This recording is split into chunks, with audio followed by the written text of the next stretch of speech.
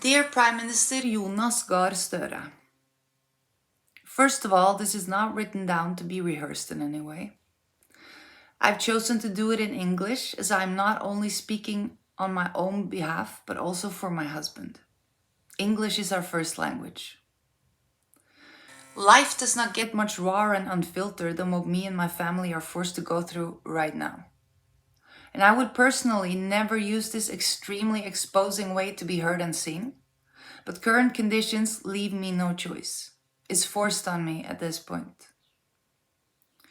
I've asked countless of influential people from all walks of life for help with being heard, as we have kept drowning deeper and deeper in the sea of injustice that has been done to us. This video is a last resort after years of following instructions from departments on how to secure your rights and to claim the services that supposedly shall provide for you when needed because you pay taxes, high taxes. In Norway, we are all told that we are equally important and valued members of society. Therefore, we all contribute in the upkeep of those systems. They are there for all of us. We are safe, and if we ever are unfortunate enough to have to prioritize life and personal needs before work, our amazing democracy will provide for you so that you can do that. We want to have a system in place that represents socialism and compassion to all the aspects of being human. That is why these last years' exposed deficiencies are so hard to take in, because they are so detrimental in a functioning democracy. Acknowledging that these systems are broken would be equal to losing our religion, as it has dictated our way of life for generations. I wish to explain something to you, as it is extremely important for me to be heard right in this context. Besides being heard, it's now a sad part of our reality that I cannot physically write on a computer or sit on a chair for more than 5 minutes at a time. And if I do, it causes excessive symptoms. Functionality comes with punishment, as my body has been protesting constantly for years, through which I have been forced to ignore it and learn to just up my pain tolerance level as we have gone along. And that is not bravery, it's mere survival. This has become an instinct now, that ability to completely ignore my own needs and emotions to keep being able to be functional enough to fight. I remember November last year when you became Prime Minister, and how relieved I was that it would be someone as humane as you always seemed to be. Even though we already then were carrying the fugitive stamp on our shoulder, I never lost hope. Hope that someone would want to make living conditions in Norway fairer than they've been to us. This is now a year ago, and that last year has been a non-stop hell for us. Our health has kept deteriorating week by week, and so have our living conditions. Most people never have to use any of these systems, at most maybe 1 or 2 of them, in their lifetime. In the last years, as our life has depended on help from these systems, I've come to learn that the equality our democratic principles are built around preserving do not actually exist anymore. The way we govern our healthcare and welfare services as of 2022 will in no way and not at all benefit the individuals who need to lean on those. I'm not stating that out of the blue, I am stating it because this is our end of the line. And I have had to conclude that sad fact myself first and foremost. The consequences of these flaws are that the powerlessness you end up having if you are in a patient role in the system is complete. And that is exactly why I am writing this statement. When people's ability to freely act and influence their own life is taken away, if the practical consequences don't, then the mental strain it causes will ruin you as a human being. In August 2022, when we were notified that we were losing our home for the second time in 7 months, I remember my husband looked at me and said, "I honestly feel like I'm in prison at this point in this country." I realized that he had there and then put words to thoughts and feelings I had been feeling for a very long time. After he said this, and all through the immense journey we have undergone since then, It never left my mind. His eyes and both of our immense feeling of failing, being helpless, powerless, and neglected. We were prisoners at that point, and therefore we had no choice but to pack up and leave. My health had also become increasingly and rapidly worse, and we could not stay in a country that had shown us loud and clear, time after time, that we did not matter. So we left.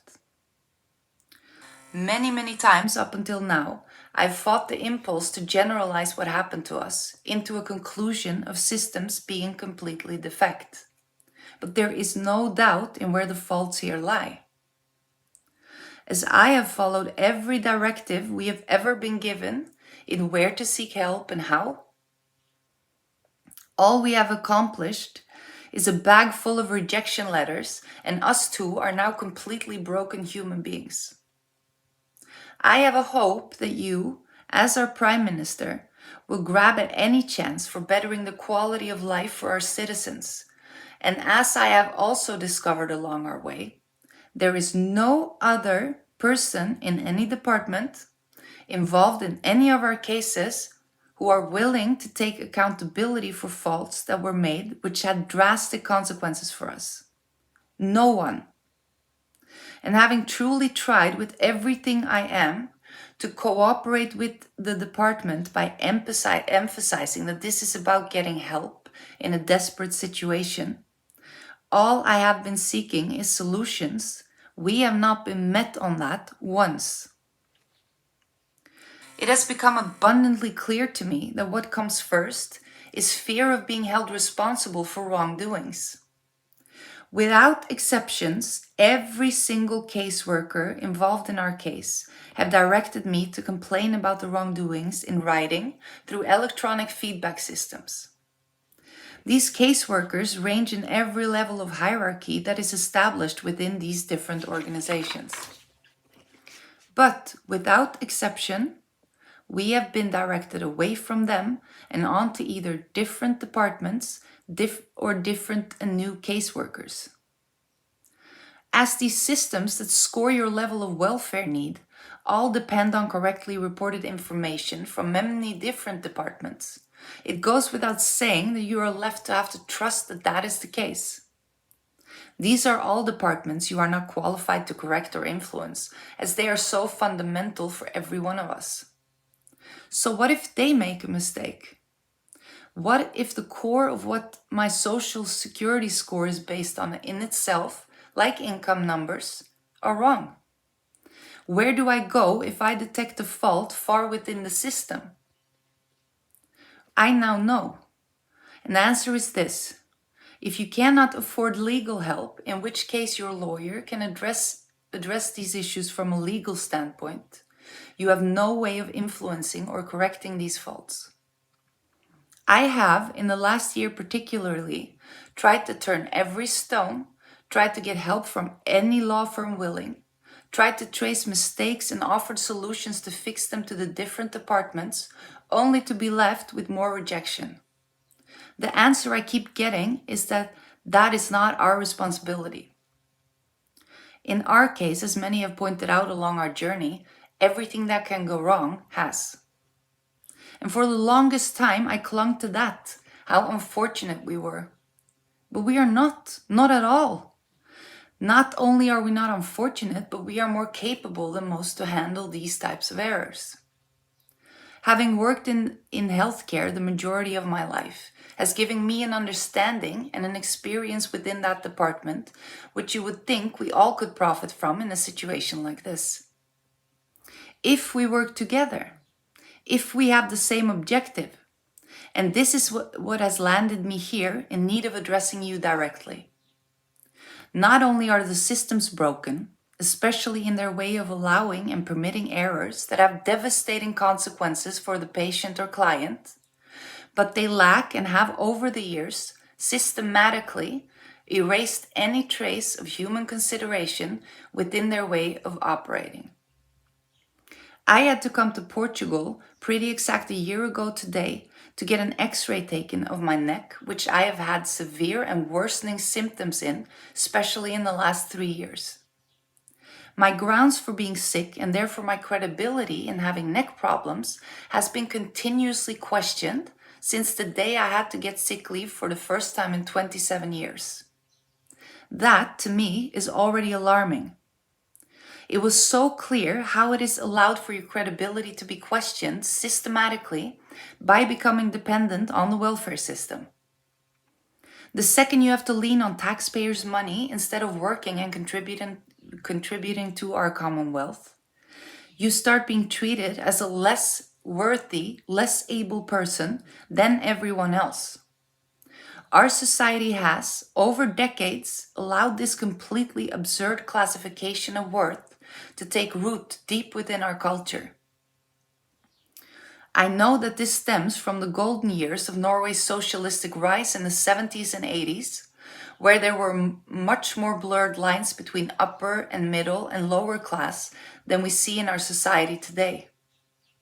I remember visiting Norway every summer when I grew up in the Netherlands, and each time we were in Oslo, I can count on one hand the times I saw a homeless person or people with addiction problems.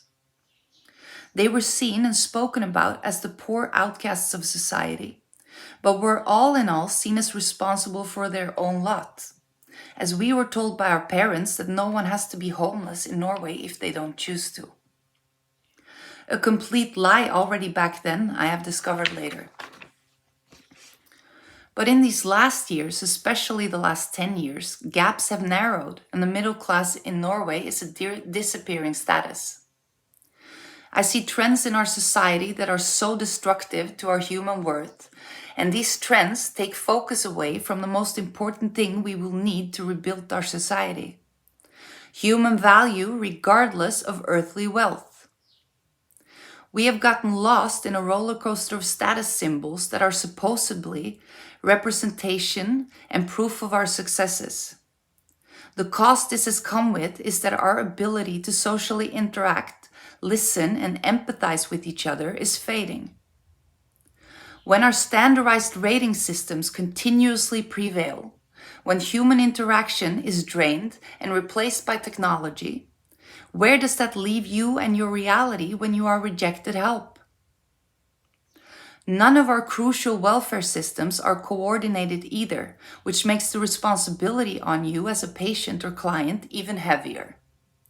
I've lost count of how many detrimental basic facts I've had to call and correct at different offices.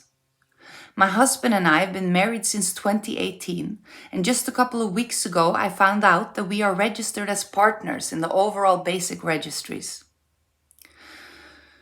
There are very different rights that apply to you if you are married or not, so this is central in many of our rejected rights. Even when I called to correct this, I was told that they cannot do that, as they received their information from a different department.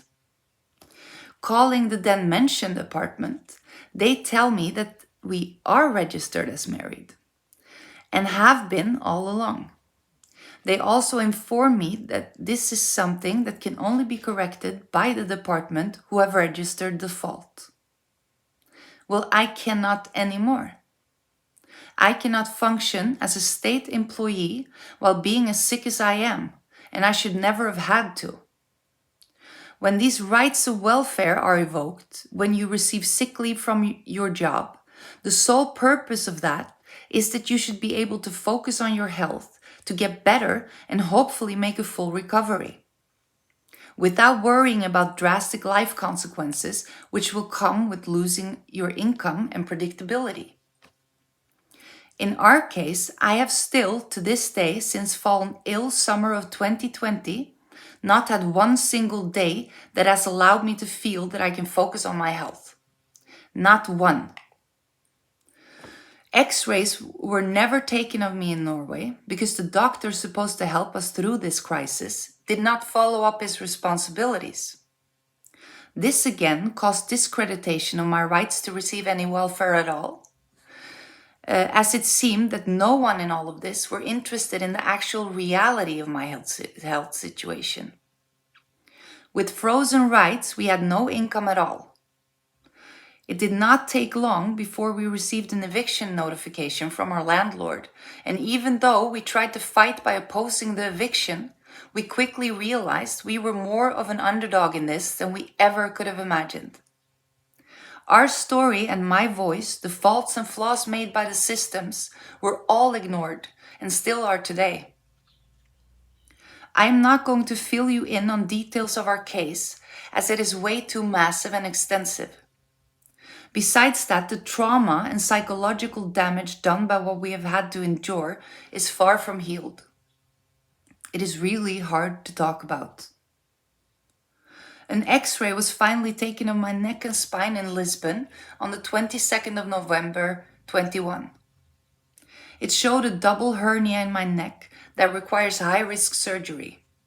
My spine is displaced and needs correcting, and I have 3 more hernias in my lower spine. Thinking that these findings would force the welfare department to change my status and that we would be able to finally receive the income we should have had all along, we sent them to Norway. As it now has been proven, if your diagnosis is not given to you in Norway, it is discredited. It hit me while discovering all these mind-blowing realities, that it has never been about my actual health or our actual life falling apart in an already extremely vulnerable situation. I have just become a case number. All the different individuals I've begged, pleaded, and spent hundreds of phone calls trying to help me rewrite the wrongs with, all have treated me as and seen me as a case number. Emotions, health, and other human aspects of your life falling apart are irrelevant to everyone involved in directing your life. So my hope is now that you actually care. Not just care, but that you are so opposed by our story that you understand the urgency of addressing this as a national crisis. If anyone can regain our righteous title as the best and richest country in the world, it's you. The question becomes if you are willing to do what it will take to redefine and re-implement equality and democracy back to the Norwegian systems, and thereby securing the rights we all have as Norwegian citizens. Because as of today, we are operating with systems that do just the opposite. Discredit, belittle, demoralize, and disable individuals from being functioning members of society. I, as of today, consider myself the first and hopefully last Norwegian fugitive the world has seen, as it is an oxymoron in itself. People cannot believe that we have come from Norway to Portugal to get medical help. It leaves people in awe, as why would someone voluntarily leave from a country like that? There was nothing voluntary about any of the things that we have been through, as we have not had a voice or any influence in any of this. But now that we are out of Norway and receiving the help we are getting here in Portugal, I feel very clear about one thing. I want to live and grow old in a country where you matter. The person who solely has helped me survive all this, my husband, made a great point when he said that he felt imprisoned, because we were. This led me to wonder about which minority would be viewed as the most vulnerable in Norwegian society and what their rights are. Prisoners who are serving time for committed crimes. It took me one Google search to find a 69-page document from the health department that is revised regularly. It's a guide in application of different structures to secure that inmates' health care rights are upheld in every way during imprisonment and after. This includes any kind of medical issue, physical or mental, dental needs, special needs, 69 pages of guidelines in regards to upholding health and overall needs of inmates, and multiple strategies to prevent incarcerated individuals to be left to fend for themselves, and therefore these strategies are meant to secure their reinstatement into society. Caseworkers and follow-up programs are in place to help you get back on your feet and get you the necessary stability to be a functioning member of society. which is amazing, and I'm so grateful and supportive of that perspective. But I cannot tell you how many times in reading through those guidelines, I had to take breaks and just cry my eyes out. I don't think the level of neglect we have been exposed to and the feeling of being insignificant ever hit me harder. If you, Prime Minister Gahr Støre, agree with the fact that as of today, you are head of a country where crime is rewarding and hard work can turn out to be a punishment in regards to receiving healthcare and social security, that is up to you. But I don't think you do. So this will be my last statement and my last push in receiving any justice for the neglect we have experienced. I'm forced to be a patient now, as my body is completely broken. So is my heart and my soul. By giving in to my physical disabilities, I know that I will be unable to keep on fighting with correcting the continuously mistakes made in our case. This will most likely lead us to be homeless for the third time. And the price will continuously be paid directly by my husband and my family. When the systems work like this, how can I not blame myself or feel selfish for being sick? All of this injustice pushes you to feel things and doubt yourself every single day in ways no one should ever have to. My family in Norway have stopped trying to follow up on what we are going through, as the discreditation of me and us also planted itself in them at some point. Luckily, they are on the other side of this, as they have all made good lives for themselves and none of them have ever had to use the systems that have now failed us. How can they believe me over everything they have believed in their whole lives? They don't.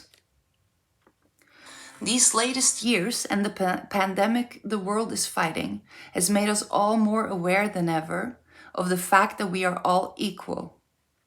We are all just as vulnerable, no matter what social status you have or how much money you make. As human beings, our worth is the same, as is our vulnerability. In my worldview, and ever since I was a little girl, I have lived by my own rule, which is that regardless of anything, all lives matter. And all I'm asking of you is to answer me this one question. Does my life matter to you? If your answer to that is yes, then you have a huge job to do. A job I will gladly help you with if you let me. My insight and experience throughout these years will be meaningless if they cannot be applied to make change. That would require that you first have to help me get healthy enough to have a future. I would love more than anything to reinstate the pride and privilege I have felt in being a Norwegian citizen. This is officially my last call for help. All lives matter, and so does mine.